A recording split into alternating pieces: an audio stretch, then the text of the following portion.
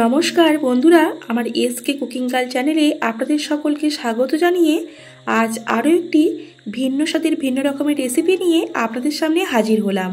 বন্ধুরা, আজ আমি আপনাদের সঙ্গে একদম ইউনিক স্টাইলে একটু অন্যরকমভাবে ঝিঙে পোস্ত রেসিপি শেয়ার করছি, যেটা খুব সহজেই বাড়িতে বানাতে পারবেন। চলুন তাহলে আজকের রেসিপিটি শুরু করা যাক।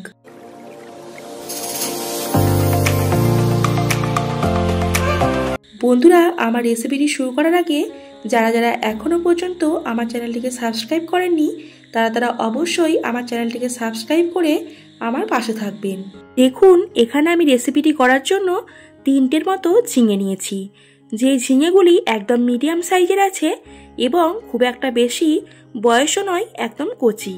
বন্ধুরা, আমি এখানে আমার পরিমাণ মতো বুঝে নিয়ে ঝিঙে নিয়েছি, যেখানে 3টের মতো ঝিঙে নিলেই হয়ে যাবে।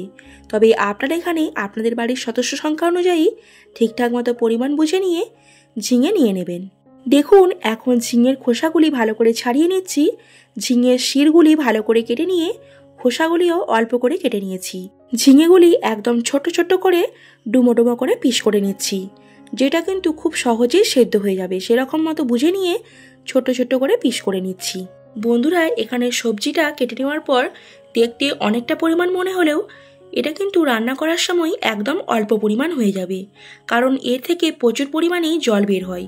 দেখুন, এখানে খুব সুন্দর করে কেটে নেওয়া হয়ে গেছে। আর এদিকে আমি রেসিপিটি করার জন্য ডুমো ডুমো করে ঠিক একই রকম সাইজ করেই পেঁয়াজ কেটে নিয়েছি। এরপর এদিকে আমি এখন পোস্তটা ভালো করে পেস্ট করে নেব। তার জন্য মিক্সার গ্রাইন্ডারে আমি পরিমাণ মতো পোস্ত তার সঙ্গে 2টো কাঁচা লঙ্কা দিয়ে দিলাম। বন্ধুরা, মিক্সার গ্রাইন্ডারে পেস্ট করার সময় অবশ্যই একবার শুকনো অবস্থাতেই ঘুরিয়ে নেবেন, তারপর অল্প পরিমাণ জল দিয়ে ভালো করে পেস্ট করে নেবেন। দেখবেন একদমই ঠিকঠাক মতো করে পেস্ট হয়ে গেছে। এরপর এদিকে গ্যাসের ওভেন জ্বালিয়ে দিয়ে কড়াই বসিয়ে দিয়েছি। কড়াইয়ে পরিমাণ মতো সর্ষের তেল দিলাম। তেল গরম হয়ে গেছে। এরপর আমি এর মধ্যে 1 চামচ পরিমাণ মতো কালো জিরে ফোড়ন দিলাম। এখন ফোড়নটা একদম হালকা করে ভাজা ভাজা করে নিয়েছি। এরপর আমি এখানে কুচিয়ে নেওয়া পেঁয়াজগুলি দিয়ে দেব। এরপর একটু সময় ধরে এই পেঁয়াজগুলি এখন হালকা লাল লাল করে ভেজে নেব। তার আগে আমি পেঁয়াজের মধ্যে সামান্য পরিমাণ মতো লবণ দেব। বন্ধুরা, এই রেসিপিতে অবশ্যই একদম আন্দাজ মতো ঠিকঠাক মতো বুঝে নিয়ে লবণ দিয়ে দেবেন, কারণ ঝিঙেটা একদমই অল্প পরিমাণ হয়ে যাবে। যতটা পরিমাণ মতো রান্না করার জন্য দেবেন তার থেকে একদম অর্ধেক পরিমাণ মতো হয়ে যাবে। তার জন্য একদম বুঝে নিয়ে লবণ দেবেন, নইলে কিন্তু লবণের পরিমাণটা বেশি হয়ে যেতে পারে। দেখুন, এখন পেঁয়াজটা একদম হালকা লাল লাল করে ভেজে নেওয়া হয়ে গেছে। এরপর আমি এখানে কেটে নেওয়া ঝিঙেগুলি দিয়ে দিচ্ছি। এরপর একদম বেশ কিছুক্ষণ সময় ধরে ভালো করে ঝিঙেগুলি নাড়াচাড়া করে নেব। অল্প সময় কিছুক্ষণ নাড়াচাড়া করে নেওয়ার পর আমি এর মধ্যে একদম সামান্য পরিমাণ মতো লবণ দেব। যেখানে লবণটা কিন্তু একদম বেশি হলেও হবে না আর কম হলেও হবে না। আমি যেহেতু পেঁয়াজ ভাজার সময় লবণ দিয়েছি, তার জন্য এখানে ঠিকঠাক মতো আন্দাজ বুঝে নিয়ে লবণ দিয়ে দিলাম। এরপর আমি একদম সামান্য পরিমাণ মতো লঙ্কার গুঁড়িও দিলাম। আরও বেশ কিছুক্ষণ নাড়াচাড়া করে নিয়ে আমি কিছুক্ষণের জন্য ঢাকা দিয়ে রাখবো। কিছুক্ষণ ঢাকা দিয়ে রাখলেই একদম ঠিকঠাক মতো করে সেদ্ধও হয়ে যাবে আর ঝিঙে থেকে অল্প পরিমাণ জল ছাড়বে। দেখুন, তার জন্য অল্প সময় নাড়াচাড়া করে নিয়ে আমি কিছুক্ষণের জন্য ঢাকা দিয়ে রাখলাম। এতে কিন্তু খুব ভালোভাবে সেদ্ধ হয়ে যাবে।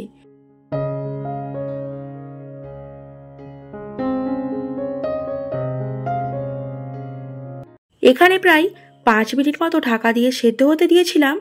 দেখুন, এখন ঝিঙে থেকে অল্প পরিমাণ মতো জল ছেড়েছে।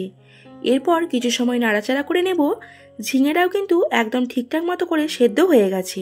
ঝিঙে সেদ্ধ হয়ে গেছে। বেশ কিছুক্ষণ নাড়াচাড়া করে নিয়ে আমি এখানে যেই পোস্তটা পেস্ট করে রেখেছিলাম সেই পোস্তটা দিয়ে দিলাম। বন্ধুরা, যখন পোস্তটা দেবেন তখন কিন্তু গ্যাসের আঁচ একদম মিডিয়াম থেকে লো ফ্লেমে করে দেবেন।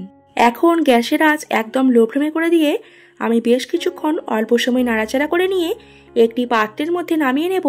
তাহলে কিন্তু আমাদের ঝিঙে পোস্ত রেডি। দেখুন বন্ধুরা, এখানে কিন্তু আপনারা নামানোর আগের মুহূর্তে অল্প একটু টেস্ট করে দেখতে পারেন, তাহলে লবণের পরিমাণটা ঠিকঠাক মতো করে বুঝতে পারবেন। যেহেতু এটাতে একদম বেশি পরিমাণ লবণ দেওয়া যাবে না, কারণ এটা বুঝতেই পারলেন রান্না করার সময় কতটা ছিল আর রান্না হয়ে যাওয়ার পর কতটুকু হয়ে গেল। সেরকম বুঝে নিয়ে লবণ দিয়েছি।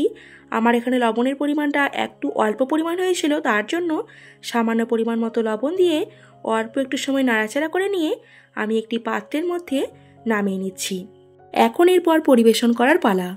তবে বন্ধুরা, অবশ্যই আজকের এই রেসিপিটি ভালো লাগলে একবার বাড়িতে ট্রাই করবেন, আশা করি আপনাদেরও ভালো লাগবে।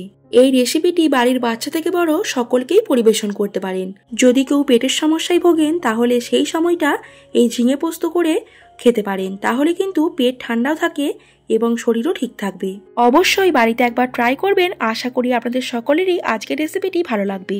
তাহলে বন্ধুরা, আজকের রেসিপিটি আপনাদের কেমন লাগলো অবশ্যই কিন্তু কমেন্ট করে জানাবেন এবং আমার নিত্য নতুন রেসিপিগুলি দেখার জন্য আমার চ্যানেলটিকে সাবস্ক্রাইব করে আমার পাশে থাকবেন। আর অবশ্যই ছোট্ট করে একটি লাইক করে দেবেন। বন্ধুরা, আপনারা সকলে ভালো থাকবেন, সুস্থ থাকবেন। আবার দেখা হচ্ছে পরের দিন নতুন কোনো একটা রেসিপি নিয়ে।